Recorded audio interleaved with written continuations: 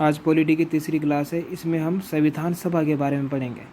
9 दिसंबर 1946 को संविधान सभा की प्रथम बैठक नई दिल्ली स्थित काउंसिल चैम्बर के पुस्तकालय भवन में हुई थी। इस दिन संविधान सभा के सबसे बुजुर्ग सदस्य डॉक्टर सच्चिदानंद सिन्हा को संविधान सभा का अस्थायी अध्यक्ष चुना गया था। अस्थायी अध्यक्ष मतलब टेम्परेरी अध्यक्ष चुना गया था। फिर 2 दिन बाद 11 दिसंबर 1946 को संविधान सभा की दूसरी मीटिंग हुई।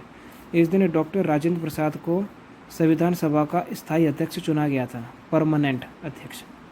और इसी दिन BN राव को संविधान सभा का संवैधानिक सलाहकार चुना गया था। फिर और 2 दिन बाद 13 दिसंबर 1946 को जवाहरलाल नेहरू ने संविधान सभा के समक्ष उद्देश्य प्रस्ताव पेश किया था, और जिसे 22 जनवरी 1947 को संविधान सभा ने उद्देश्य प्रस्ताव को पारित कर दिया था, मंजूरी दे दी थी। उद्देश्य प्रस्ताव को ही भारतीय संविधान की उद्देशिका या प्रस्तावना कहते हैं। और संविधान सभा में कुछ समितियां बनाई गई थी। तो जैसे कि आजकल जजों की जो बेंच बनती है, जो फैसला लेते हैं, डिसीजन लेते हैं, वैसे ही उस समय समितियां, कमेटियां बनाई गई थी। उन्हीं के बारे में जानते हैं। एक तो संचालन समिति थी, इसका अध्यक्ष था डॉक्टर राजेंद्र प्रसाद। एक थी संघ समिति, इसका अध्यक्ष जवाहरलाल नेहरू था। एक संघीय समिति थी, इसका अध्यक्ष भी जवाहरलाल नेहरू था। प्रांतीय समिति, इसका अध्यक्ष सरदार वल्लभ भाई पटेल था। एक झंडा समिति थी, इसका अध्यक्ष JB कृपलानी था। JB कृपलानी 1947 मतलब भारत की आज़ादी के समय ये कांग्रेस के अध्यक्ष थे। वर्तमान में अभी जुलाई 2021 चल रहा है, इस समय कांग्रेस का कोई अध्यक्ष नहीं है, पद खाली है। एक ड्राफ्टिंग कमेटी थी, जिसे प्रारूप समिति या मसौदा समिति कहते हैं। मसौदा मतलब जो कच्चा चिट्ठा, कच्चे तौर पर जो संविधान तैयार किया गया था। ड्राफ्टिंग कमेटी का गठन 29 अगस्त 1947 को किया गया था, और इसके अध्यक्ष थे डॉक्टर भीमराव अंबेडकर।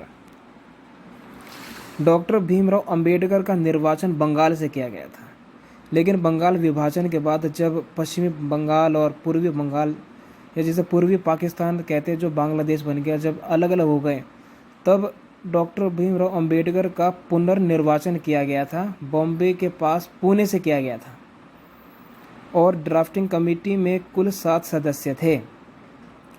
संविधान सभा की अंतिम बैठक हुई थी 24 जनवरी 1950 को, और इस दिन संविधान सभा ने डॉक्टर राजेंद्र प्रसाद को भारत का सबसे पहला राष्ट्रपति चुना गया था।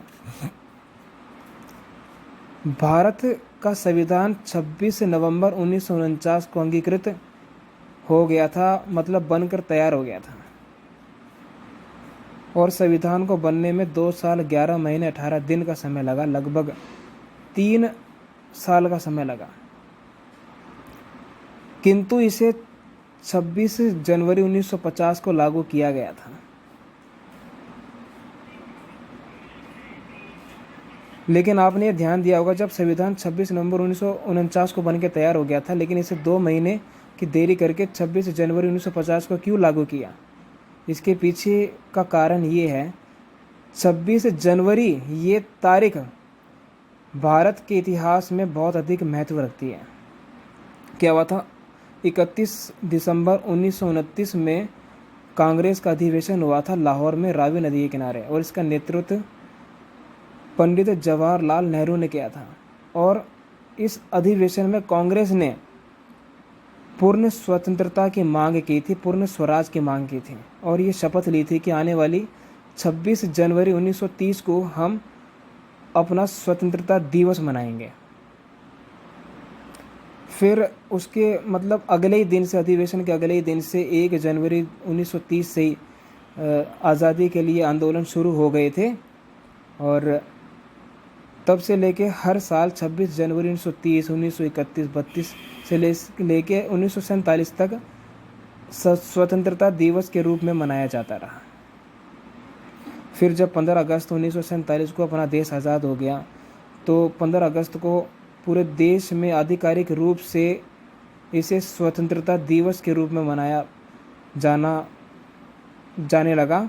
और लेकिन 26 जनवरी की तारीख को यादगार बनाने के लिए, इसे महत्व देने के लिए संविधान को 2 महीने की देरी से 26 जनवरी 1950 को लागू किया गया था। कारण यही है कि इसे महत्व देना था कि भारत का सबसे पहला स्वतंत्रता दिवस 26 जनवरी को मनाया गया था 1930 में। तो जब संविधान बन के तैयार हुआ था 26 नवंबर 1949 को, इस दिन बहुत सारे अनुच्छेदों को लागू उसी टाइम कर दिया गया था। संविधान सभा ने अपना लिया था और भारत में लागू कर दिया था, जैसे कि नागरिकता, एकल नागरिकता जो आर्टिकल 5 से लेकर 11 तक है, और संसद चुनाव, ऐसी चीज़ों को तुरंत अपना लिया था। और संविधान के बनने के समय इसमें अनुच्छेद थे 395 जिसे आर्टिकल्स कहते हैं, और भाग थे 22 जिसे पार्ट्स कहते हैं। अनुसूचियाँ थी 8 और 14 भाषाएं थीं। लेकिन वर्तमान में अभी भी 395 ही आर्टिकल है। अभी जो बढ़े हुए हैं वो इसमें सब पार्ट्स बनाए गए हैं, जैसे कि 12A, 395A, ऐसे कुल 463 बनते हैं, लेकिन 395 ही हैं। और भाग 22 हैं।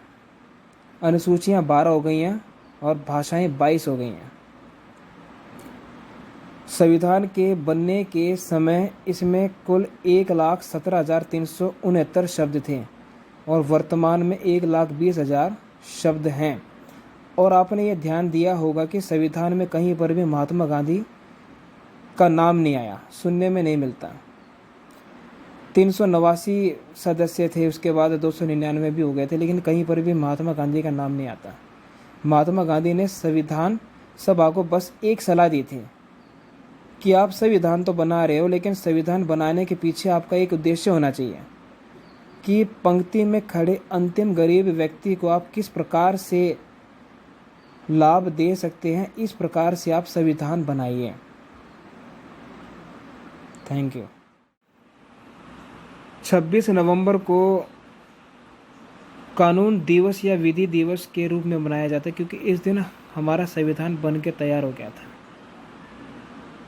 और 26 जनवरी को गणतंत्र दिवस, रिपब्लिक डे के रूप में मनाया जाता है, क्योंकि इस दिन हमारा संविधान लागू हुआ था और भारत एक लोकतांत्रिक देश बन गया था।